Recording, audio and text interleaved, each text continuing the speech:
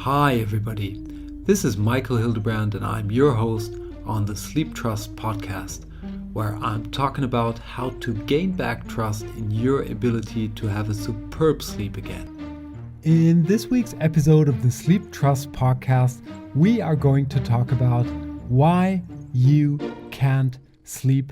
And obviously I'm not talking to you or to me, but rather general. And this week's episode is more an inspirational episode, an episode where we're going to walk through the forest together, have a look at the left-hand side and the right-hand side, and figure out where to look, what to do to get back to superb, deep resting sleep and to those high energy levels that you deserve to have, that you can have, and that you probably had in the past. So this one is in particular for you if you do not have a clue where your sleeping problems are coming from, and you just want to get a little bit of inspiration where to look. So let's start our walk through that sleep forest by getting clear about what we want to have a look at, what we want to get clear about when it comes to our sleep. And fortunately, there are only three aspects that we really want to focus on, and these are our body, our nutrition, and our mind. Essentially, it doesn't matter what we want to do for sleep. They're always kind of related to one of those three sections. And we're going to walk through them step by step. So let's get started with the body. One thing that can really keep us from falling asleep, and I know that from personal experience, is if we've got pain. I think that's kind of obvious. And if you are suffering from pain, there are certain things that you can do. Taking painkillers is one, but also meditations, accepting pain, and a couple of other things too, like pain therapy. So that's one thing. But as said, I believe and assume if you are having sleep problems because of pain, you're not confused about it. You know that it's the cause and you're going to be working on that. The next thing that is not that obvious is light. I know it is a widespread topic, and I know I covered the light in at least one podcast, and probably it's part of 10 podcasts, and it's the next time it's going to show up as right now, right here, because light is essential. We've got little receptors in our eyes that pick up on light. In particular, it's blue light, and they give this information to our brains, to the SCN in our brain, which is the main inner clock. And this is responsible for so many processes. And typically what you will find if you Google this is that you get a lot of information about reducing blue light in the evening, nighttime, even wearing fancy kind of blue light blocker glasses and all sorts of stuff. And you can get really crazy about this, reducing, blue light, not using electrical screens and so on, and things that are perfectly good. And I recommend to avoid using electrical screens at nighttime too, but mainly because of other reasons than you might think. It's not because of the light, actually. What is much more powerful is to get your body into sunlight at daytime. If you get enough sunlight in the morning over the course of the day, your body will not be that sensitive to blue light in the evening. So that's a thing you definitely want to test. Don't push it away and say this is kind of hokey stuff. If you didn't test that yet, you've got sleep problems, you don't know where it's coming from, definitely go chase the light. That's a very good advice. So next thing that you can do when it comes to your body is to find a bed, a mattress, a sleepwear, a pajama, or not wearing a pajama, whatever that is comfortable for you. See that you get the right temperature. Sleep is related to body temperature too. We typically want our body temperature to drop a little bit before we fall asleep. And there are things that you can do. You can use something like it's called a chili pad. If you're too hot, it will cool you down. You can also do something like having a hot bath before you go to bed. Now, how does that relate to a cool body that we want to have before we fall asleep? It's just how our bodies react to a hot bath. Kind of first, our temperature goes up, and after the hot bath, it will drop. And that's what we want to have. So temperature is a thing that can be really helpful to fall asleep. you want to lie comfortable, all these little things that you can do and want to check, and maybe just ask yourself if this is something that is keeping you from falling asleep. Because quite frequently we don't really notice this. You might have recognized that it's a little bit warm when you're lying in bed, but not to a degree that you would think that it is keeping you from falling asleep. And testing these things can just be game changing. The second thing that we want to have a look at when it comes to our sleep is our nutrition. There are 47 essential substances that our bodies need to function properly. And the thing that you want to do is just to reflect how your diet looks like at the moment. Are you eating a lot of processed foods? Are you eating junk food? Are you eating too heavy meals too late? These are all things that you can kind of get aware of and change. And if you're insecure, if you have these 47 substances in your body to a level that they will let you sleep properly, then go to a doctor. Ask them to take your blood and analyze it. And on that foundation, your doctor will have a very clear picture of what's going on and recommend things like changing your diet or even supplementing your body for a certain period of time. The last part that we want to have a look at here is our mind, and our mind can really come and get in between when it comes to us and our sleep. So the first thing that you want to become aware of is if you go to bed with intention to sleep.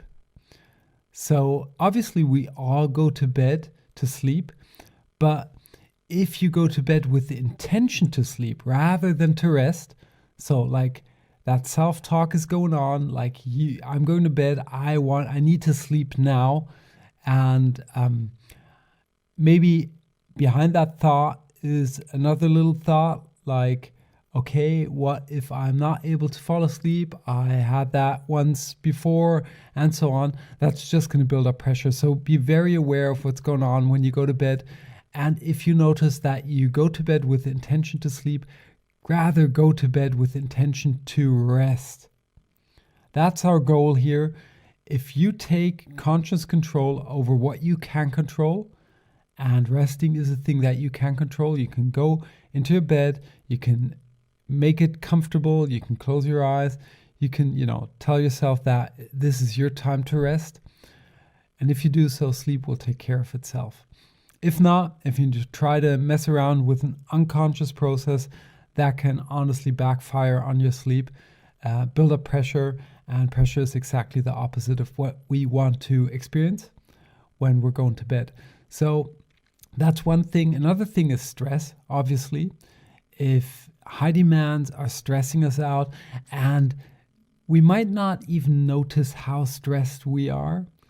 So typically, a thing that you might want to do is to become aware if you are stressed, because stress builds up cortisol levels, stress levels, and stress levels are not good for our sleep, obviously. So become aware if you are stressed, and if you are so, there are ways to get out of that. It starts with simple breathing. As soon as you are aware, you can just take a deep breath or 2 or 3. Like you can do that even in a meeting. There are other powerful breathing techniques that you can use that take a couple of minutes, but that can really de-stress your bodies and your minds. You can also practice meditation. Meditation can really wind us down, and it also has a lasting effect. So if you get to meditate on a regular basis, this will have a positive impact on your overall stress resilience. Stress is something that you should really observe over the course of the day and do something as soon as it arises. Another thing that can keep us from falling asleep are negative emotions like worries or anger. And these can show up in a high intensity when we go to bed, right? Now we close our eyes, all the outside sensations are gone, and these things, these thoughts, these emotions just come up and can overwhelm us. But there are also things that we can do against that. And a very straightforward approach is to reframe situations. So if you're worried, you should really ask yourself if this is helpful. Will this help the person, the situation that you're worried about, if you're worried? And is there an other angle, another viewpoint that you could take to have a look at that situation that's going through your mind?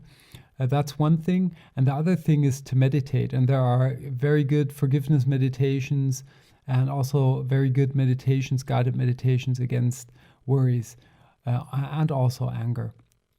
So that's the thing. The last thing that I want to cover here, even though there are probably a lot more when it comes to our mind, is a racing mind, like a mind full of ideas. You go to bed, you close your eyes, and then all these things show up that you have to do tomorrow, the day after. You're not, you don't want to forget, or you're afraid to forget.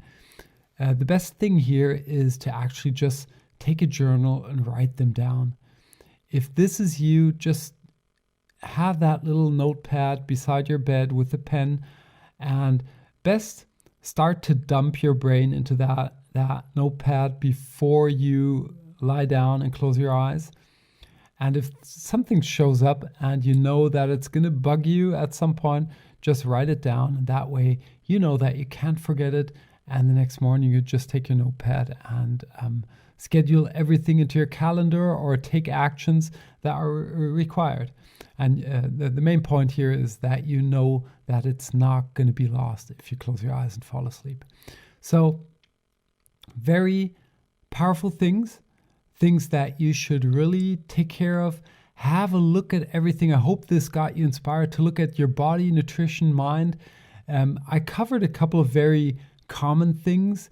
There are also things that you might figure out. Just think about these categories and relating them to your personal situations that I didn't mention. And that's exactly what this is all about, right?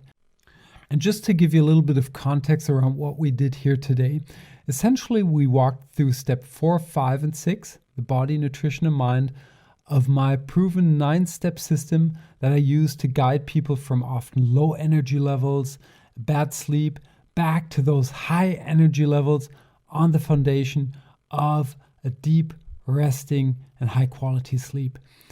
And the middle block, steps 4, 5, and 6, is all around practice. So this is where we practice things that actually help us to improve our situation.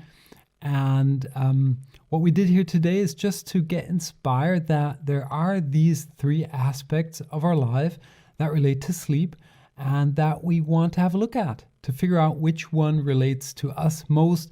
And then we're going to start to practice things that improve our sleep quality where we know that our pain points, our personal pain points are. But as always, it's up to you. You can say that things are as they are, or that you just want to implement random sleep tips, or you just take this inspiration with you, think about it, think about the categories, the body, nutrition, mind, think about everything that you heard today. Maybe see if other things in these categories relate to your personal situation and figure out what you should be doing right now that will effectively help you to return back to superb, deep, resting sleep and high energy levels. And that's what I wish for you. And with that, let's wrap up this week's episode of the Sleeptrust podcast. If we don't have a clue what is causing our sleeping problems at the moment, it's a fantastic idea to think about the categories body, nutrition, and mind. Identifying the category that relates most to your sleep problems at the moment is the first step to figure out what the real cause is and to take effective action to improve your current sleep situation. And that's it for this week's episode of the Sleeptrust podcast. I hope you enjoyed yourself and that you tune in next week when we are going to talk about the habits of superb sleepers. Until then, have superb sleep. Hey there, and thanks for listening to the Sleeptrust podcast. I hope you've enjoyed this episode. If you want to get further information on this podcast or material that will help you to gain back your sleep trust, please check out sleeptrust.eu. That's sleeptrust.eu, where you will get lots of information around sleep. And here comes some legal stuff. Everything on this podcast is my opinion only, so do not take it as an advice, as I am not a doctor, nor have I considered your personal situation. If you feel that you need medical advice, please consider getting an appointment at your doctor of trust. If you want to give me any kind of feedback on this podcast, feel free to email me at podcast@sleeptrust.eu. I hope you tune in again next week, and until then, have a good sleep.